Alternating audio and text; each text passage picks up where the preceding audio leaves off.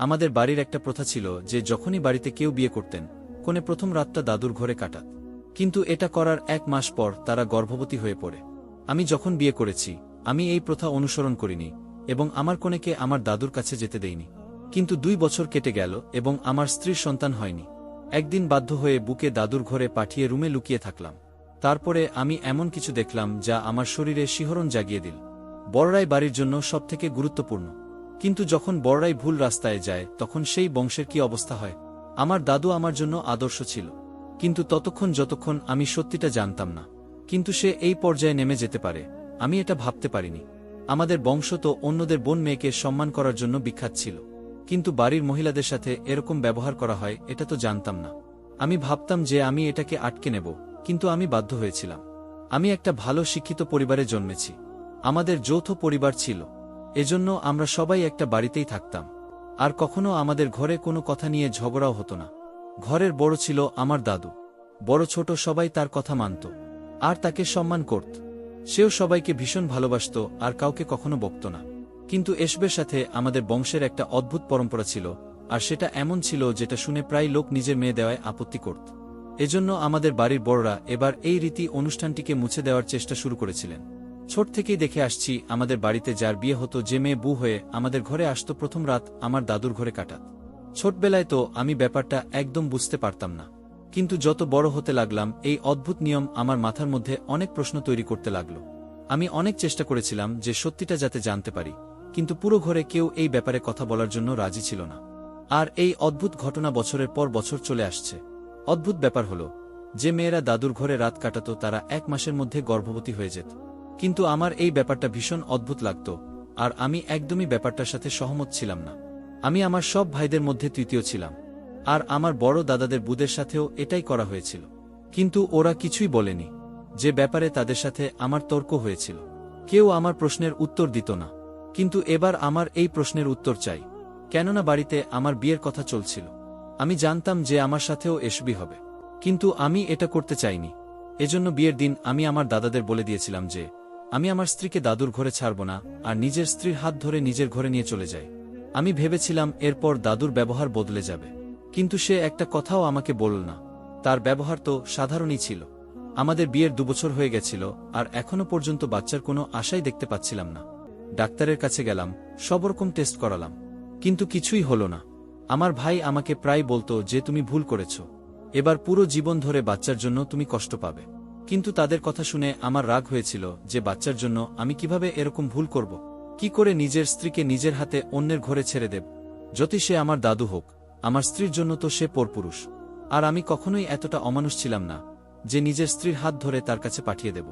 আমার বউও এই রীতিটা একদম পছন্দ করত না। কিন্তু যতই সময় পেরোতে লাগলো লোকেদের কথাবার্তা আমাদেরকে ডিপ্রেশনে ফেলে দিচ্ছিল। কেননা আমাদের পরিবারের সবার বাচ্চা ছিল, শুধু আমরাই ছিলাম যাদের এত বছর ধরে বাচ্চা হয়নি। আর এখন তো দূর দূর পর্যন্ত কোনো আশাও দেখতে পাচ্ছিলাম না। আমার বউ এবার উদাস থাকতে শুরু করে। বোধহয় সে ডিপ্রেশনে চলে গিয়েছিল। সে খিটখিটে হয়ে গিয়েছিল, আর একদিন সে নিজেই বলল আমাকে দাদুর ঘরে পাঠিয়ে দাও। আমি তো তার কথা শুনে রেগেই গেলাম যে আমি এরকমটা করতে পারি না। কিন্তু সে বলল আমরা চিরজীবন্ত বাচ্চা ছাড়া থাকতে পারবো না, এজন্য তোমাকে এটা করতেই হবে। আমি তার কথা শুনে প্রথমেই হ্যাঁ করতে পারিনি, আর আমি তাকে রেগে গিয়ে চুপ করিয়ে দিলাম। যদি হবার হয় ভগবান আমাদের ঠিকই দেবে। কিন্তু সময় যতই কাটতে লাগলো তার জেদ বাড়তে লাগলো। আর কোনো আশা না দেখতে পাওয়ার জন্য আমিও ভেতরে ভেতরে আঘাত পেতে শুরু করলাম। যেখানে বাকি সবাই বিয়ের প্রথম রাতেই দাদুর ঘরে নিজের বুকে পাঠিয়ে দিয়েছিল, এমনকি আমার মা, আমার বড় মা, আমার ছোট মা এক রাত দাদুর কাছে কাটিয়ে এসেছে, তাহলে আমার বউ যদি 1 রাত কাটায় তাতে কি এসে যাবে। শেষমেশ ভেতর থেকে শক্তি জোগাড় করে মজবুত হয়ে একদিন আমি দাদুকে বললাম আমি আজকে রাতে তোমার ঘরে আমার বুকে ছেড়ে আসব। সে বলল ঠিক আছে। এরপর সে আর কিছুই বলেনি। যখন রাত হলো আমি ভেবে নিলাম যে আমি প্রথমে গিয়ে ঘরের মধ্যে লুকিয়ে যাব আর দেখব। কিন্তু ওই রাতেই আমার বন্ধুর অ্যাক্সিডেন্ট হয়ে গেল, তাই আমাকে তাড়াহুড়ো করে হসপিটালে যেতে হল। যেহেতু আমি কথা বলে নিয়েছিলাম সেজন্য আমার বউ দাদুর ঘরে গিয়েছিল। দ্বিতীয় দিন যখন আমি ফেরত আসলাম তখন আমার বউ নিজের ঘরেই ছিল। আমি তাকে জিজ্ঞাসা করলাম সাথে সাথে যে রাতে কি হলো। সে বলল আমি তো কিছুই বুঝতে পারিনি যে কি হলো। কিন্তু যখন আমি দাদুর ঘরে গেলাম তখন উনি আমার মাথার উপর হাত রাখলেন, আর তারপর কিছু অদ্ভুত গন্ধ আমার নাকে আসলো। তারপর আমার আর কিছু মনে নেই। সকালবেলা যখন জ্ঞান ফিরল তখন আমি তার বিছানায় শুয়েছিলাম, আর দাদু সোফায় বসে খবরের কাগজ পড়ছিলেন। তারপর আমি উঠে বাইরে চলে এলাম। ওর কথা শুনে আমার অদ্ভুত লাগলো যে দাদুর আমার স্ত্রীকে অজ্ঞান করার কি এমন প্রয়োজন হলো, যখন কিনা আমি নিজের খুশিতে নিজের বুকে পাঠিয়েছিলাম। এবার তো এই ব্যাপারটা আমার আরও ভুল বলে মনে হতে লাগল। কেউ কিছু বলতে রাজি ছিল না। আমি দাদুকেও প্রশ্ন করেছিলাম, কিন্তু উনি বললেন যে এখন সময় নেই, যখন সময় আসবে তখন আমি নিজেই এর জবাব তোমায় দেব। আর নিজের বুকে খুশি দেখে আমি নিজেই চুপ করে গেলাম। কিন্তু সত্যিই এবার 1 মাস পরে আমার স্ত্রী গর্ভবতী হয়ে গেল। এবার তো আমার অদ্ভুত লাগতে লাগলো যে এই বাচ্চাটা আমার তো ছিলই না, কিন্তু আমার বউ বাচ্চাটাকে পেয়ে ভীষণ খুশি ছিল, আর তাকে খুশি দেখে আমিও খুশি হয়ে গেলাম। কিন্তু মনের ভেতরের সন্দেহ কিছুতেই শেষ হচ্ছিল না। কিন্তু নিজের বউয়ের সামনে এটা জাহির হতে দিলাম না, কেননা এতে তার খুশি খারাপ হতে পারে। আমি ঠিক করে নিয়েছিলাম যে আমি বাচ্চাটার জন্ম হওয়ার পরে তার ডিএনএ টেস্ট করাব, তারপর রিপোর্টের সাথে দাদুকে প্রশ্ন করব। ওই সময়টা আমার জন্য ভীষণ কঠিন ছিল, কেননা যখনই আমি আমার বাচ্চার খুশি অনুভব করতাম তখন একবার হলেও ওই রাতের কথাটা আমার মাথায় আসত, আর আমি পুরোপুরি খুশি হতে পারতাম না। কোনোরকমে ওই সময়টা শেষ হলো, আর ঈশ্বর আমাকে চাঁদের মতো ছেলে প্রদান করলেন। এই খুশিটা অনেক বছর পর আসলো, এজন্য সবাই ভীষণ খুশি ছিল, আর সবথেকে বেশি আমার দাদু খুশি ছিল, কেননা নিজের সমস্ত বাচ্চাদের মধ্যে সে সব থেকে বেশি আমাকে ভালোবাসত, আর আমার বাচ্চার খুশি বোধ হয় সেই সব থেকে বেশি চাইত। আমার চোখে তো সন্দেহের পট্টি পড়েছিল, আর আমি তার খুশিকেও সন্দেহের চোখে দেখতে লাগলাম। যখন আমাদের পুরো পরিবার খুশি মানিয়ে চলে গেল, একদিন আমি লুকিয়ে ওই বাচ্চাটাকে নিয়ে গেলাম। আমার বউ জিজ্ঞাসা করল যে কোথায় যাচ্ছি। তখন আমি বললাম যে বাইরে একটু ঘুরিয়ে আনছি, আর বাচ্চাকে হসপিটালে নিয়ে গিয়ে নিজের আর বাচ্চার ডিএনএ টেস্ট করালাম। আমার মনের মধ্যে কোথাও এই চিন্তা ছিল যে এই শিশুটি আমার নয়, এবং এটা আমাকে কিছুতেই সুখ দিচ্ছে না, এবং তাই আমাকে পরীক্ষা করতে হবে, যার রিপোর্ট আসার কথা ছিল 3 দিন পর। আমি জানি কিভাবে আমি সেই 3 দিন কাটিয়েছি। যেদিন রিপোর্ট পাওয়ার কথা ছিল সেদিন সকাল থেকেই মনটা খারাপ হচ্ছিল। বারবার মনের মধ্যে একটা প্রশ্ন ঘুরপাক খাচ্ছিল যে এই শিশুটি যদি আমার না হয় তাহলে আমি কিভাবে তাকে আমার সন্তান হিসেবে গ্রহণ করব, এবং আমি যখন আমার স্ত্রীকে তার ঘরে রেখে এসেছি তখন দাদুকে কি প্রশ্ন করব। আমি যখন রিপোর্ট আনতে গেলাম, রিপোর্ট পাওয়ার সময় আমার বিপি হাই হয়ে গেল। আমি হাসপাতালে ছিলাম, সম্ভবত খুব চাপের কারণে, তাই আমাকে অবিলম্বে জরুরি কক্ষে নিয়ে যাওয়া হয়েছিল। ডাক্তাররা আমার বাড়িতে জানাতে চাইলেন, কিন্তু আমি রাজি হলাম না, এই ভেবে যে ওরা সবাই এখানে এলে পরীক্ষার রহস্য ফাঁস হয়ে যাবে। রিপোর্ট নিয়ে বাড়ি আসলাম, খুলে দেখার সাহস পেলাম না এটার ভেতরে কি। আমি পরীক্ষা করিয়েছিলাম, কিন্তু এখন খোলার সাহস পেলাম না, এবং নিজের উপরও রাগ হচ্ছিল যে সবার মতো করে সাধারণভাবে সিদ্ধান্ত নিলাম না কেন, এত ঝামেলায় পড়লাম কেন। কিন্তু বলা যায় কিছু মানুষের মন অনেক দূরে চলে যায়, এবং সম্ভবত আমার সাথেও তাই ঘটেছে। আমি সেই রিপোর্ট নিয়ে বাড়ি এসেছিলাম, কিন্তু 3-4 ঘন্টা অতিবাহিত হয়ে গেলেও ওটা খুলে দেখার সাহস করতে পারলাম না, এবং অবশেষে সেটা তুলে নিয়ে আমার অফিসের টেবিলে রাখলাম। ভাবলাম সকালে অফিসে গিয়ে দেখব, কিন্তু সম্ভবত আল্লাহ আমার এই গোপন কথার প্রকাশ হওয়াকে প্রশ্রয় দিতে পারেননি। এজন্য 2 দিন কাজের মধ্যে এতটাই ব্যস্ত ছিলাম যে আমার ধ্যান রিপোর্টের দিকে যায়নি। আর যখন দ্বিতীয়বার আমি রিপোর্টটা খুঁজলাম তখন পেলাম না। বোধহয় অন্যান্য কাগজের মধ্যে কোথাও ঢুকে গিয়েছে, কিন্তু আমি পুরো অফিস খুঁজলাম, কোথাও রিপোর্ট পেলাম না। আমি বুঝতে পারলাম যে সৃষ্টিকর্তা চায় না যে আমি এই রহস্যটা থেকে পর্দা ওঠাই। এই জন্য আমি যা ছিল যেমন ছিল সেই সমস্ত কিছু নিয়ে নিজের বাচ্চাকে গ্রহণ করলাম। এভাবেই 2 বছর কেটে গেল, আর আমার বউ আরও একবার গর্ভবতী হল। আর আবার আমার মাথায় ওই ব্যাপারটা ঘুরতে লাগলো যে এইবার তো আমি দাদুর ঘরে আমার স্ত্রীকে পাঠাইনি, তাহলে সে কিভাবে প্রেগন্যান্ট হল? তাহলে কি আমার স্ত্রী আমাকে ধোঁকা দিচ্ছে? সে কি নিজেই লুকিয়ে দাদুর ঘরে চলে যায়? কিন্তু এরকম তো হতে পারে না। আমার বউ তো ভীষণ ভালো মহিলা, কখনো কোনো কাজ আমাকে না জিজ্ঞাসা করে করত না। এবার ওই কথাটাই আমার মাথার মধ্যে ঘুরতে লাগলো। এবার আমার ছেলে এত বড় হয়ে গেছে যে আমি তাকে দ্বিতীয়বার নিয়ে গিয়ে ডিএনএ টেস্ট করাতেও পারতাম না। এই জন্য নিজের বড় ছেলেকে নিয়ে ল্যাবরেটরিতে চলে গেলাম, আর সেখানেই দাঁড়িয়ে দাঁড়িয়ে রিপোর্ট দেখলাম। আর রিপোর্ট দেখে আমার ঝটকা লাগল, কেননা রিপোর্ট পজিটিভ ছিল, মানে বাচ্চাটা আমারই ছিল। আমার মাথা ঝটকা খেতে লাগলো যে যদি এই বাচ্চাটা আমারই হয় তাহলে প্রথমেই 2 বছর পর্যন্ত আমার বাচ্চা হলো না কেন? আর দাদুর ঘরে মাত্র 1 দিন থাকার পর আল্লাহ আমাকে এই সন্তান দান করলেও আমার মনটা এবার টেনশন মুক্ত যে বাচ্চাটা আমার। তাই আমি আমার চারপাশে ধ্যান করতে লাগলাম যে আমার সব দাদার 2-3টা বাচ্চা আছে, কিন্তু সবার বউ দাদুর ঘরে একটাই রাত কাটিয়েছে, মানে আমি যা ভাবছি সেটা ভুল। সে যদি ভুল হয় তাহলে রাতে দাদুর রুমে যাওয়ার কি দরকার? সেখানে এমন কি হয় যে দাদুর ঘরে কোণে বউ গিয়ে অজ্ঞান হয়ে যায়? এই রহস্যটা জানা এবার আমার জন্য ভীষণ জরুরি হয়ে পড়েছিল, কেননা আমার সবথেকে ছোট ভাই যুবক ছিল, আর তার বিয়ের ব্যাপারে ভাবা হচ্ছিল। এবার তার বউয়ের সাথেও সেই সব হতে চলেছে যেটা আমি চাই না। এই জন্য আমি এই রহস্যটা জানতে চাইছিলাম, কিন্তু কিভাবে? এটা আমি বুঝতে পারছিলাম না, কেননা আমি যখনই এই ব্যাপারে প্রশ্ন করতাম দাদু চুপ করিয়ে দিত আর সব সময় একটাই কথা বলতো যে বাবু কঠিন সময়টা কেটে গিয়েছে। আর আমি তার কথা শুনে চুপ করে যেতাম। ভাবতাম যে বোধহয় আমার বাচ্চার কথা সে বলছে, যে শেষে ঈশ্বর আমাকে ছেলে দিয়েছে। কিন্তু কখনো বুঝতে পারিনি যে সে কোনো সময়ের কথা বলতো। আর তারপর এই ব্যাপারটার 1 বছর হয়ে গিয়েছিল, আর আমার ভাইয়ের বিয়ের চলে এলো। এবার আমি ভাবলাম যে দ্বিতীয়বার ওর সাথে ওটাই হবে। কিন্তু আমি ঘরের মধ্যে থাকতে চাইছিলাম। আমি জানতে চাইতাম যে দাদু প্রথম রাতে বধূর সাথে কি করে। এজন্য বিয়ের দিন আমি বাহানা করলাম যে আমার একটা বন্ধু অসুস্থ আর আমাকে এমার্জেন্সি সেখানে যেতে হবে। যখন সমস্ত পরিবারের লোক বসেছিল তখন আমি তাদের সামনে উঠে বাইরে চলে এলাম। সবাই এটাই ভাবল যে বন্ধুর জন্য আমি চলে গিয়েছি। কিন্তু আমি পিছনের দরজা দিয়ে জানালার রাস্তা হয়ে দাদুর ঘরে ঢুকে পড়েছিলাম। সে তখন ঘরের মধ্যে ছিল না। আমি ওনার ঘরে লুকিয়ে গিয়েছিলাম। এবার আমি অপেক্ষা করছিলাম যে কখন দাদু আর নতুন বউ ঘরের মধ্যে আসবে।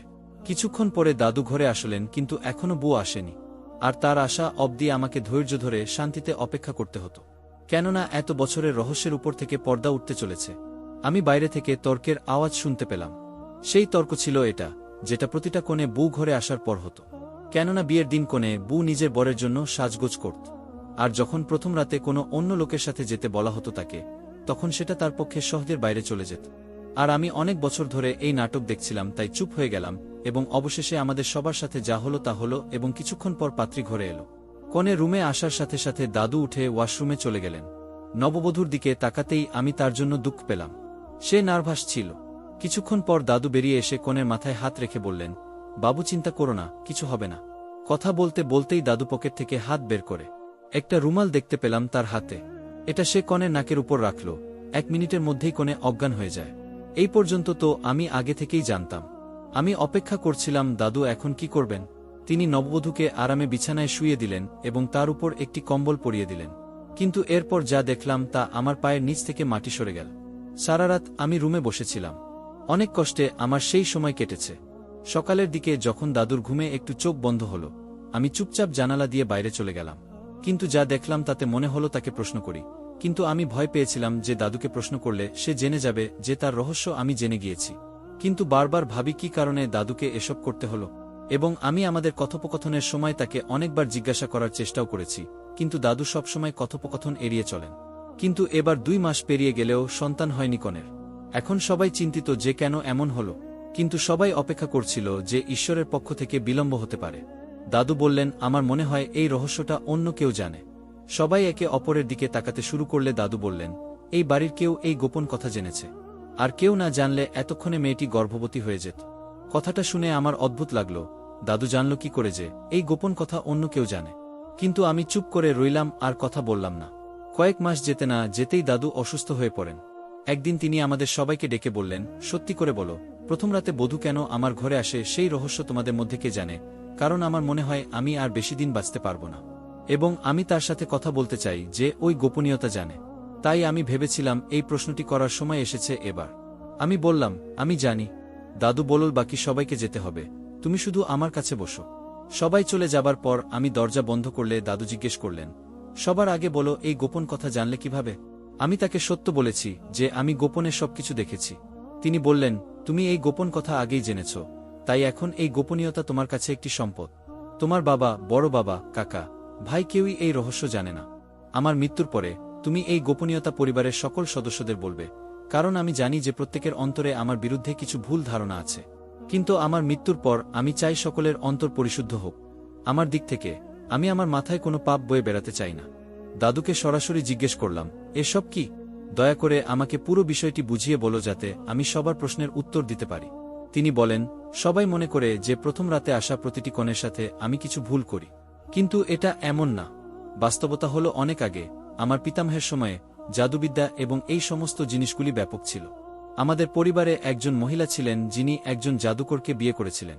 যখন তার বিয়ে হয় তখন জাদুকর জাদুর মাধ্যমে তার সন্তানকে বেঁধে দিয়েছিল যে এই পরিবারে কখনই সন্তান জন্ম নেবে না। একজন প্রবীণ এই মন্ত্র ভেঙেছিলেন এবং তিনি বলেছিলেন যে 7 প্রজন্ম ধরে এই কাজটি করতে হবে। আর কাজটা হলো এই যে বিয়ে করে যে কোণে এই বাড়িতে আসবে সেই বাড়ির বড় যেই হোক তাকে 1 রাতের জন্য বধূর সঙ্গে থাকতে হবে এবং তিনি কিছু মন্ত্র পাঠ করবেন যা বলেছিল ওই বৃদ্ধা। আর এই মন্ত্র যেন অন্য কারোর জানা না থাকে। এজন্য যে কোণে ছিল তাকে অজ্ঞান করা হতো এবং মন্ত্র পাঠ করার পরে তার শরীরের এক অংশে একটি কালো সুতো বেঁধে দেওয়া হয়। 7 প্রজন্ম ধরে এই কাজ চলতে থাকে। আমার আগে আমার দাদু এবং তার আগে তার দাদু এই সব করতেন, কিন্তু এখন তোমরা 7ম প্রজন্ম। তোমাদের পরে এই কাজ আর করতে হবে না। তোমার বউয়ের উপর এই কাজটা করানো হয়নি, তাই জাদুর প্রভাব ছিল, আর তাই তুমি সন্তান ধারণ করতে পারোনি। আমি তোমার স্ত্রীর সাথেও তাই করেছি এবং সেজন্য তোমার একটি সন্তান হয়েছে। এই রহস্য কেউ জানে না। আজ পর্যন্ত আমি আমার বধূদের কাউকে স্পর্শ করিনি। তারা আমার বাড়ির সম্মান। আমার মৃত্যুর পর আমার এই সত্যটা সবাইকে জানিয়ে দাও, যাতে সবার অন্তর থেকে সন্দেহ দূর হয়। দাদুর কথা শুনে আমি চুপ করে রইলাম।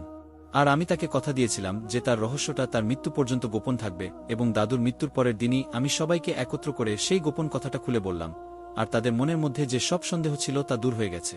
দাদুর ঘর থেকে সব ভেষজ বের করে বয়ে যাওয়া জলে ফেলে দিলাম। এইভাবে আমরা সবাই একটি জাদু থেকে রক্ষা পেয়েছি, যা 7 প্রজন্ম আগে ঘটেছিল। যদি আপনাদের ভালো লেগে থাকে তাহলে লাইক, কমেন্ট, শেয়ার ও সাবস্ক্রাইব করে পাশেই থাকবেন। ধন্যবাদ সবাইকে গল্পটা শোনার জন্য।